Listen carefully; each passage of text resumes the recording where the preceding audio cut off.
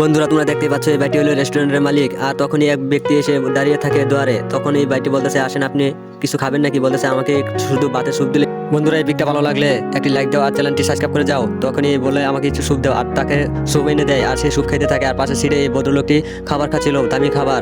আর সে চায় চায় দেখছিল।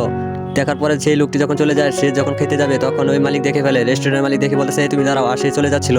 বলতেছে, তুমি কেন এই জুতা খাবার খাবে? বলতেছে, আমি এই জুতাটা খাবারই খাই, আপনাকে কিছু টাকা দিই। বলতেছে, তুমি বসো। বসার পরে সে নিয়ে যায় আর তাকে সুন্দর করে রান্না করে তরকারি দিয়ে স্যুপ মারিয়ে এনে দেয় আর এবং লুডুস এনে দেয়। আর লুডুসের ভিতরে মাংস ছিল। আর সে দেখে এটা খুবই খুশি হয় আর এইভাবে তাকে খাওয়াতে দেয়। আর সে খুবই খুশি হয়ে থাকে।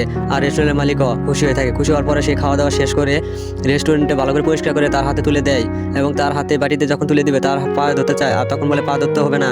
তাকে অনেক ধন্যবাদ জানায়। বন্ধুরা তোমরা দেখতে পাচ্ছ এই ভাইটি হলো রেস্টুরেন্টের মালিক। আর তখনই এক ব্যক্তি এসে দাঁড়িয়ে থাকে দুয়ারে। তখন এই ভাইটি বলতেছে, আসেন আপনি কিছু খাবেন নাকি? বলতেছে আমাকে শুধু ভাতের স্যুপ দিলে।